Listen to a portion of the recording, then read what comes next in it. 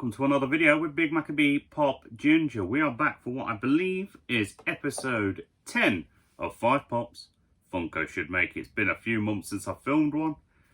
Been busy. You know how life is.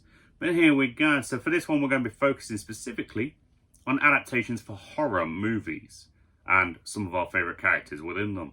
So without further ado, let's get into number 1.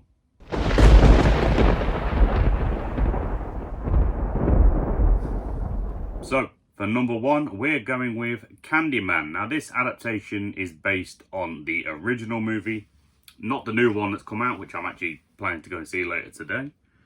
So, obviously, I haven't seen the film yet, so I can't actually come up with any ideas for that one just yet. But basically, very common. This is just one I'm surprised I haven't seen be released yet. But as usual, I aim to do a common and a chase version. So the usual one would just be Tony Todd's Candyman with his hook hand jacket, usual, you know, cavalier look on his face. I think that's the right word. I could be using it wrong. Basic common, very simple, just one that any horror fan would have in their collection just for the fun of it, because I collect a hell of a lot of commons for horror. And then for the Chase edition, there were 2 potential options. If you wanted to go with just a regular Funko style of Chase where they only tweak a little bit of something, you could go with a mouth full of bees. So same pose as the common, just with a mouth full of bees as a generic kind of Chase. If you wanted to go a little more different, then I was thinking when he's got the jacket open exposing the chest, that could probably make for a more enjoyable visual Chase. Out of the 2 options, I think that's probably the one I'd rather, if Funko ever made it, I'd rather have as the Chase. I just think it varies a bit more from the common than the B idea would. But both are still very valid ideas in my opinion, just saying. I think they could work nicely. But that was my idea for Candyman. So let's move on to number 2.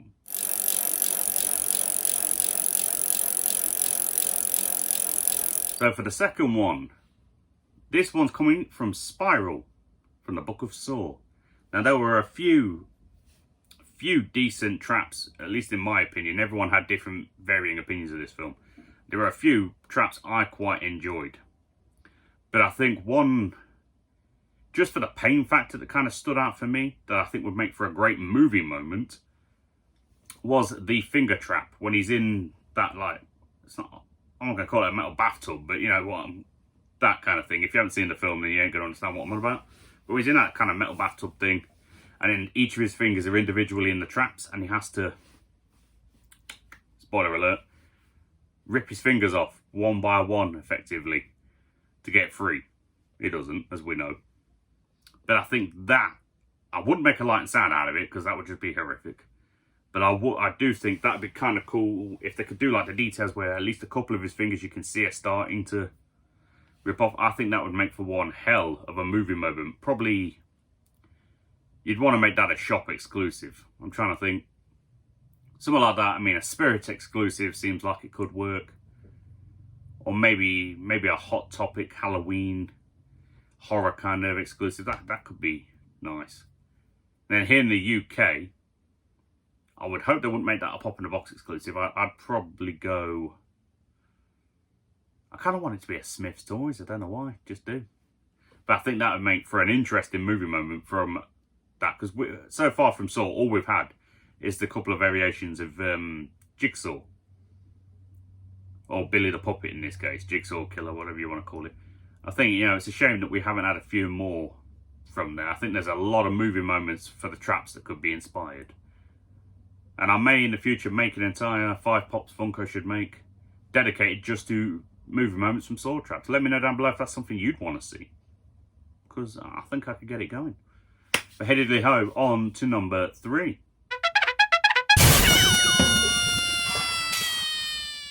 So for the third one, Killer Clowns from Outer Space. Now we have had a few Killer Clowns from Outer Space Pops. I do still have 1 or 2 laying around, including the exclusive version. I know they're here somewhere. Probably got some more built behind me somewhere as well. But for this one, again, it was a movie moment idea. Pardon me, guessing. Maybe just consult my notes again, so I've forgotten. That was it. And it's the one when, I can't remember his name. Hopefully someone down will tell me down below. When the chubby clown is drinking the blood from the cotton candy cocoons with a little curly straw. Dead simple, but a fantastic, memorable moment from that particular film for me. I think what you would do for that, I would say, probably have a few of the cotton candy cocoons around, you know, fill out the space, make it a bit more visually appealing. And then have the chubby wubby one with a red curly whirly straw, because obviously it's got the blood coming through it, drinking the blood from the cotton candy cocoon. Again, like I said, simple, but effective, enjoyable, and moist. Kind of makes me want a strawberry milkshake, don't know why, just the red, just thinking about it. Anyhow, that was my idea for number 3, so on to numero 4.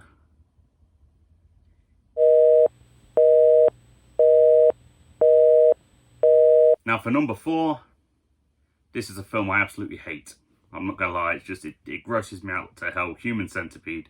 I don't know why it exists, but it's just that outrageous that I'm surprised there isn't Funko about it. Now this one, dead simple idea. Most of my ideas are usually simple, just how it is. But a dead simple idea, basically, like the album deluxes that they've started to release recently, do a movie deluxe of the same style. So the cover of the movie on the background, dead simple on the floor, possibly have the three people that have been stitched together in the Centipede. I don't know how you'd make that work, because it'd be one very long, I mean, it kind of works, but it'd be very long, interesting. I don't know if you'd be able to slot them together, maybe like put magnets, even though it look weird, mouth to rear and whatnot. And maybe have the guy, the weird, it's been that long since I've seen it, I can't remember his bloody name, but the weird ass doctor that did it, in the background looking all gleeful with himself, maybe. It'd be interesting. It's not, admittedly, yeah, it's not a film you'd expect a massive line from, but a one-off, I could probably see Funko doing it. The film grosses me out. Let me know down below what you think to this film, if you've seen it. Have you ever actually, I've only ever seen this one and number 3. I heard things about 2 that I just was not going into that. Was not checking that out at all. But yeah, like I said, let me know down below how you feeling on that one. And don't be afraid to pitch your ideas, because, you know, in the future I'd love to do an episode specifically just debuting the ideas of people that have left comments. You know, give them the credit that they deserve. Maybe Funko will pick one of these up one day, you never know. Fingers crossed. Beheadedly ho. I don't want to talk about that one no more, so let's go on to the 5th and final idea.